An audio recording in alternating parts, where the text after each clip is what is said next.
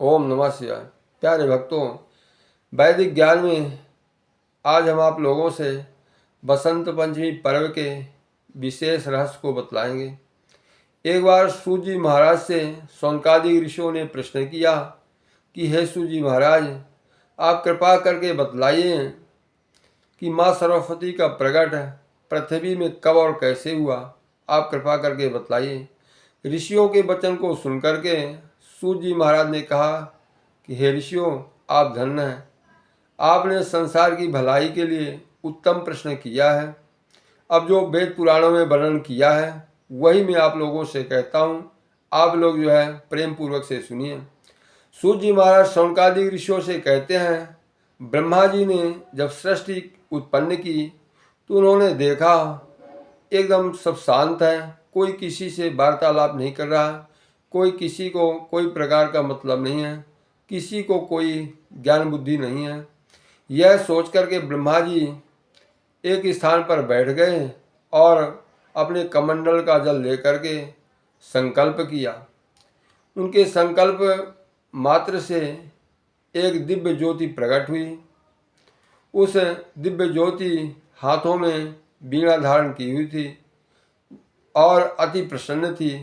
ब्रह्मा जी ने उसको आशीर्वाद दे करके और कहा, हे देवी, आप पृथ्वी में जाइए और पृथ्वी वासियों का कल्याण कीजिए, उनको ज्ञान बुद्धि प्रदान कीजिए। ब्रह्मा जी के आदेश को मान करके माँ सरस्वती पृथ्वी में प्रकट होती हैं और वीणा वादन शुरू कर देती हैं।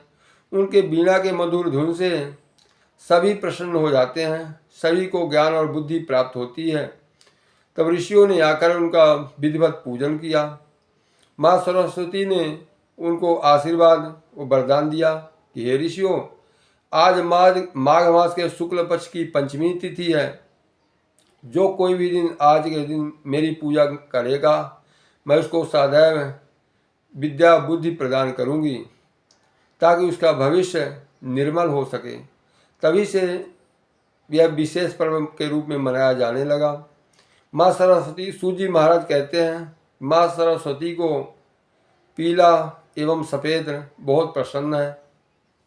अतः पीला वस्त्र पहन करके और पूजन करना चाहिए। पीला प्रसाद अर्पण करना चाहिए। पीला आसन होना चाहिए। माँ सरस्वती के अनेक नामों से माँ की उपासना एवं पूजा करना चाहिए। पीला प्रसाद बांटना चाहिए। इससे माँ सरस्वती अत्यंत प्रसन्न होती हैं और उसका भविष्य उज्ज्वल और निर्मल कर देती हैं, उसकी अच्छी ज्ञान बुद्धि देती हैं। तभी से यह पर्व पृथ्वी पे विशेष रूप से मनाया जाने लगा। विद्यार्थीगण अपने उज्जवल भविष्य के लिए इस दिन माँ सरस्वती को पूजा करते हैं। व्यापारीगण भी पूजा करते हैं ताकि माँ सरस्वती की कृपा से अच्छी विद्या और बुद्धि प्राप्त हो, ताकि व्यापार अच्छे से चल सके।